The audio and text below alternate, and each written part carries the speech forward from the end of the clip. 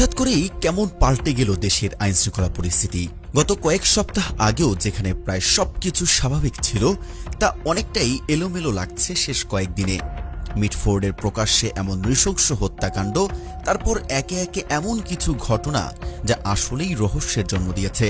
ঘটনা ঘটানোর প্যাটার্ন এক, প্রক্রিয়া এক, কিন্তু ঘটনাগুলো এক এক জায়গায় এক এক রকম রঙে মিশ্রিত।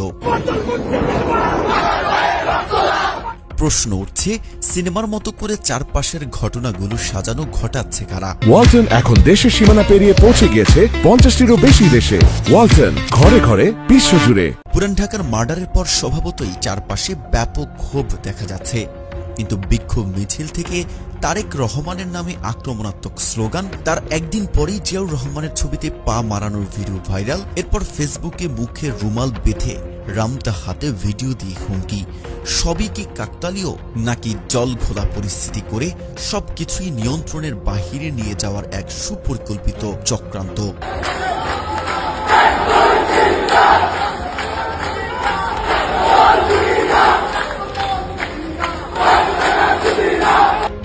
চাঁদপুরের ইমামকে কেন্দ্র করে ছড়ালো গুজব তিনি মারা গেছেন। পরে দেখা গেল তিনি জীবিত, তবে চিকিৎসাধীন। ঠিক একই সময়ে ছড়ায় ঝিনাইদহে বিএনপির অফিসে জামায়াত এনসিপির হামলা হয়েছে। ভিডিও ছড়িয়ে দেওয়া হয়, কিছুক্ষণের মধ্যে আবার পোস্ট মুছে ফেলা হয়। প্রশ্ন হলো, কে এই অপারেশনে যুক্ত? তাদের উদ্দেশ্যটাই বা কি?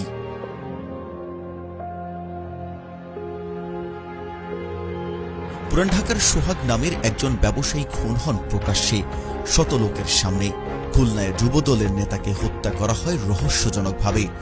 তারও আগে চুয়েটে ছাত্রদলের কমিটি গঠনের পর সেখানে তারেক রহমানকে নিয়ে দেওয়া হয় অশ্লীল ও আক্রমণাত্মক স্লোগান। এসব ঘটনার সময় সাম্য নিয়ে প্রশ্ন উঠছে, কারা পরিস্থিতি নিয়ন্ত্রণে নিচ্ছে আর কারা সেটি কাজে লাগাচ্ছে? ফেক স্ক্রিনশট ছড়িয়ে পরিস্থিতি আরও নাজুক করে দেওয়ার চেষ্টা চলছে। ফায়াজ শাহেদ নামের একজন লেখক, তিনি আপ বাংলাদেশের কেন্দ্রীয় সদস্য। জিয়াউর রহমানকে নিয়ে লেখা চরম আপত্তিকর একটি স্ক্রিনশট তার নামে প্রচার করার অভিযোগ করেছেন তিনি। এ বিষয়ে ফেস দ্য পিপলকে তিনি বলেন, আর গতকালকে ওই যে আমাদের ইউনাইটেড পিপলস বাংলাদেশ আপ বাংলাদেশের প্রতিবাদ সমাবেশ ছিল চট্টগ্রাম প্রেস ক্লাবে। হ্যাঁ, আমাদের প্রতিবাদ সমাবেশের বক্তব্যগুলো যখন আমরা প্রচার করি, ওখানে হঠাৎ করে দেখলাম ফেসবুকে কমেন্ট সেকশনে একটা স্ক্রিনশট সালাউদ্দিন আহমেদ নামের। হঠাৎ করে আমি একটু হস্তচকিত হইলাম। তো সে লিখছে যে এরকম কমেন্টে ওই পোস্টার দেওয়ার পর সে লিখছে যে ডিলেট করলেন কেন? ঠিক আছে, 47 মিনিট আগে আপনি স্ক্রিনশটটা দেখতে দেখবেন। আমি নিজেই তো হস্তচকিত হইলাম যে তাইলে কি আমার আইডি হ্যাক হয়েছে কিনা। খেটে খুঁটে দেখলাম, আবার নিজের প্রোফাইলেও ঢুকে দেখলাম, বিশ্বাস করতে পারতেছিলাম না নিজেকে যে এই ধরনের পোস্ট দেখলাম। তারপরে ঢুকে দেখলাম না, এই ধরনের কোনো পোস্ট আমি করিনি। ডিলেট অপশনে গিয়ে চেক করলো তো ধরা যায়, তাই না? আমি ফেসবুকে যদি কোনো কিছু ডিলেট করে থাকি তাও তো মনে করেন এটা থাকে, এগুলো বের করা যায়, কোনো ব্যাপারই না। ঠিক আছে, ওকে। আর আপনি জানেন আমি মূলত শিবির নামক একটা বই লিখেছি, এটা খুবই জনপ্রিয়তা পেয়েছে সারা দেশে। আমার বইয়ের নানা পার্টে আমি জিয়াউর রহমানের অ্যাপ্রিসিয়েট করেছি নানা সময়। বিশেষ করে বিএনপিতে আমরা বিএনপি বা ছাত্র দলের যত সমালোচনা করি, দুইটা ব্যক্তিকে আমরা সমালোচনার ঊর্ধ্বে রেখেই সমালোচনা করি, এক হচ্ছে প্রেসিডেন্ট জিয়াউর রহমান এবং খালেদা জিয়া। আরেকটি চমকপ্রদ কাকতালীয় বিষয় হল, সোহাগ হত্যাকাণ্ড সামনে আসতেই দেশের বিভিন্ন জায়গা থেকে চাঁদাবাজির খবর আসতে শুরু করলো, যেন কেউ ইচ্ছে করে সব তুলে আনছে।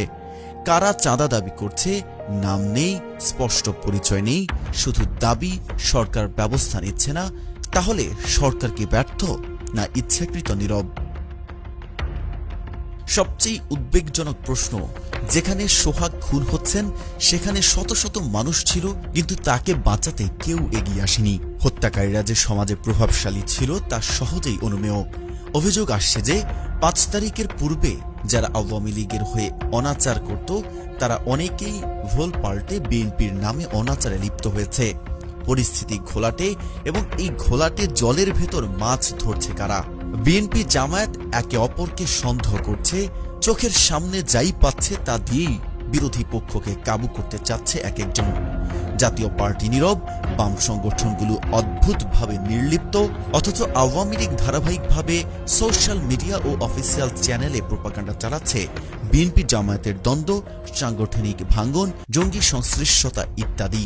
এবং আওয়ামী লীগ এটা ঠিক এই সময়ে করছে যখন তাদের নেত্রীর খুনের আদেশ দেয়া অডিও রেকর্ডটিকে সত্য বলছে বিবিসি, যখন সাবেক আইজিপি রাজসাক্ষী হওয়ার ঘোষণা দিয়েছেন আদালতকে। আবার সময়টা লক্ষ্য করুন, জুলাই সনদ প্রকাশের ঠিক আগ মুহূর্তে এসব ঘটনার ঘন ঘটা। এটা কি কেবল কাকতালীয়, নাকি কেউ ইচ্ছে করে সনদকে আটকে দিতে, ভিন্ন খাতে নিতে এসব প্রোপাগান্ডা ছড়াচ্ছে? ইউনূস সরকার, আন্তর্জাতিক চাপ, মানবাধিকার ইস্যু, অর্থনৈতিক দুরবস্থা, IMF এর শর্ত, আমেরিকার শুল্ক, সব মিলিয়ে যেখানে কোণঠাসা, ঠিক তখনই এই ষড়যন্ত্রের জাল কারা বুনছে। স্বাভাবিক অনাচারের সাথে পরিকল্পিত কর্মকাণ্ড, বিভিন্ন রঙে গুজব, আবার তা ভিন্ন ভিন্ন ঢঙে প্রচার করা, তা কোনোভাবেই স্বাভাবিকতার ছাপ রাখছে না। সবকিছুই একটা চিত্রনাট্য মনে হচ্ছে। আর এই চিত্রনাট্যের সবচেয়ে বড় সুবিধাভোগীকে নিশ্চুপ জনগণ বলছে না, কিন্তু তারা দেখছে অতীত শক্তি, জনবিচ্ছিন্ন একটি দল, তারাই এখন শত্রু তৈরি করছে, দ্বন্দ্ব লাগাচ্ছে, প্রোপাগান্ডা ছড়াচ্ছে। সোহাগ হত্যাকাণ্ডের মতো নির্মম হত্যাকাণ্ডকে রাজনৈতিক অস্ত্রে পরিণত করতে চাইছে সেই গোষ্ঠীটা। এই ঘটনাকে কেন্দ্র করে পারস্পরিক অস্থিরতা, অবিশ্বাস আর বিভ্রান্তি তৈরি করার অপচেষ্টা করা হচ্ছে।